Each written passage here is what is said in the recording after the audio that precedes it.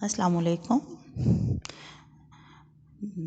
गज़ल number 2 Mir तकी मीर की बकिया part 2, जो आप आधी गज़ल आपको पिछली वीडियो में समझाई गई थी और बहुत ही अच्छे अंदाज में उसकी पढ़ाई करवा के उसके मुश्किल अल्फाज के माने भी समझाए गए थे। अब आ जाते हैं हम शेर नंबर 4 की तरफ।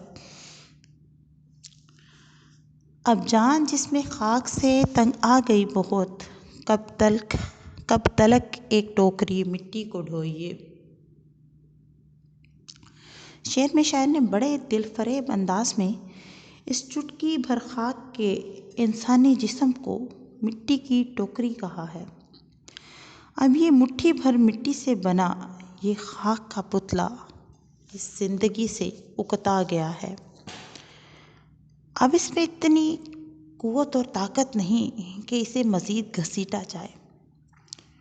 शायर बुनियादी तौर पर गमे दूरां से इस कदर परेशान है और चाहता है कि अब इस ज़िंदगी का ख़ात्मा हो जाए और वो अपनी मंजिल की तरफ बढ़ जाए। साथ साथ ये भी कहता है कि आखिर कब तक मुझे इंतज़ार करना होगा, आखिर कब तक मैं मिट्टी की इस टोकरी को यहाँ वहाँ घसीटूँगा। क्योंकि हम में से किसी को जो है अपना मौत का लम्हा वक्त जो है वो मालूम नहीं, तो इंतज़ार करना है। क्योंकि जब आप ज़िंदगी में आते हैं, आपका इस दुनिया में आते हैं, दुनिया में कदम रखते हैं, तो आपका मौत का वक्त भी मुकर्रर कर दिया जाता है। उससे पहले आप लाख कोशिश करें कि आप इस दुनिया से चले जाएं, आप नहीं जा सकते। उसके लिए अल्लाह ताला ने एक मुकर्ररा एक निज़ाम बनाया है। उस निज़ाम के तहत ही आप इस दुनिया में आते हैं, उस निज़ाम के तहत ही इस दुनिया से वापस जाते हैं। शायर ने क्या खूबसूरत अंदाज में कहा है, था आलमे जबर क्या बताते, किस तौर से जीस्त कर गए हम। एक और शेर में शायर ने कहा है, जिगर जोर गर्दों से खूं हो गया, जिगर जोर गर्दों से खूं हो गया, मुझे रुकते रुकते जनू हो गया। यानी मेरा जिगर जो है वो ज़माने के दुखों से छलनी हो गया, खून हो गया। मैंने अपने आप को इतना जितना भी रोका तो जुनून की कैफियत में मुझ पर तारी रही।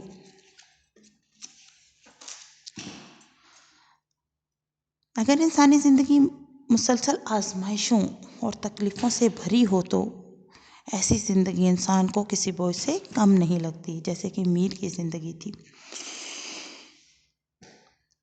मीर तक की मीर पर बेदर पे मसाइब ने उनकी क़ुव्वत बर्दाश्त भी छीन ली थी। और फिर अफसोस ये कि उनका मदावा करने वाला भी कोई ना हो, यानी आपका कोई दुख दर्द सुनने वाला भी ना हो, तो फिर वो दुख मज़ीद बढ़ जाते हैं। हवाले के शेर में मीर के जज्बात की भरपूर अक्कासी करते हुए कहता है, नहीं मरने का अपने गम ये गम है कि फिर ना आना होगा इस जहाँ में। शायर बुनियादी तौर पर ज़िंदगी से इस कदर तंग हो गया कि अब कहता है कि ये ज़िंदगी ख़त्म होने का मुझे बिल्कुल भी गम नहीं, मुझे बिल्कुल भी अफसोस नहीं, मुझे बल्कि इस बात की खुशी है कि दोबारा इस दुनिया में मैंने नहीं आना होगा। एक और शेर में मीर ने खुद ही बड़े खूबसूरत अंदाज में कहा है, ज़िंदगी है या कोई तूफ़ान है, ज़िंदगी है या कोई तूफ़ान है, हम तो इस जीने के हाथों मर चले। शेर नंबर 5 है, आलूदा उस गली के जो हूँ खाक से तुमीर, आबे हयात से भी नवे पाँव धोइए। यहाँ पर शायर एक महबूब से एक आशिक की मोहब्बत और अकीदत जो है वो इस शेर में बड़े खूबसूरत अंदाज में बयान की गई है।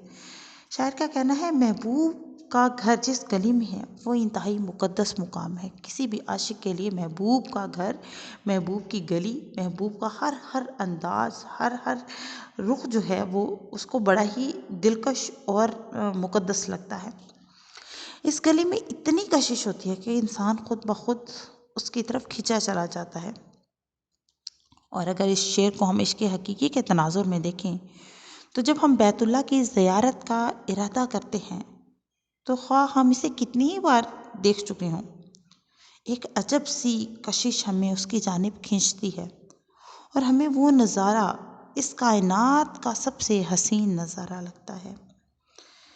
बैतुल्लाह की ज़ियारत के लिए जब हम बैतुल्ला की तरफ जाते हैं तो रास्ते में लगने वाली मुतबर्रिक मिट्टी को तुम ना झाड़ो, खा तुम्हें आबे हयात ही क्यों ना धोने के लिए दिया जाए।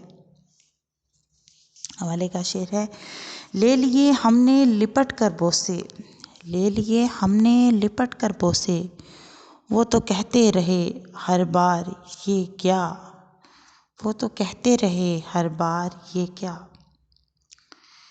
अगर इसी शेर को इसके मजाजी के तनाजुर में देखें तो महबूब की गली में एक अजब सुकून सा मिलता है।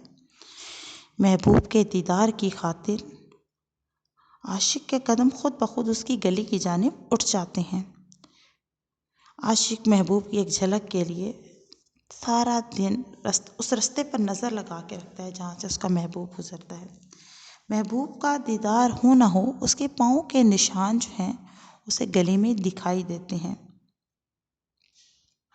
हवाले का शेर है, जलवे के बाद वस्ल की ख्वाहिश ज़रूर थी, जलवे के बाद वस्ल की ख्वाहिश ज़रूर थी, वो क्या रहा जो आशिके दीदार ही रहा, वो क्या रहा जो आशिके दीदार ही रहा। शायर का कहना है कि महबूब के कदमों की चाप से या उसके चलने से उड़ने वाली मिट्टी मेरे लिए आबे हयात से भी ज़्यादा बढ़कर है। अगर मुझे आबे हयात भी मिल जाए तो भी मैं उसे धोना ना चाहूँगा, क्योंकि इन हवाओं में, इन फ़िज़ाओं में महबूब की खुशबू रची बसी है और इस गली की मिट्टी ने महबूब के कदमों को छुआ है। हवाले का शेर है, बहुत ही खूबसूरत अंदाज में शायर ने एक आशिक के दिल की तर्जुमानी की है। वसल के बाब में अर्ज़ की तो वो कहने लगे, वसल के बाब में अर्ज़ की तो वो कहने लगे, क्यों मरे जाते हो जाएगा हो जाएगा। दी शबे वसल मौज़िन ने आज़ां पिछली रात, दी शबे वसल मौज़िन ने आज़ां पिछली रात, हाय कम वक्त को किस वक्त खुदा याद आया। इस वीडियो को आपने सुना, यकीनन आपने बहुत सी मालूमात हासिल की होंगी और इस चैनल को सब्सक्राइब कीजिए, लाइक कीजिए एंड शेयर कीजिए। इंशाल्लाह अगली मालूमाती वीडियो के साथ दोबारा हाजिर होंगे। तब तक के लिए अल्लाह हाफ़िज़।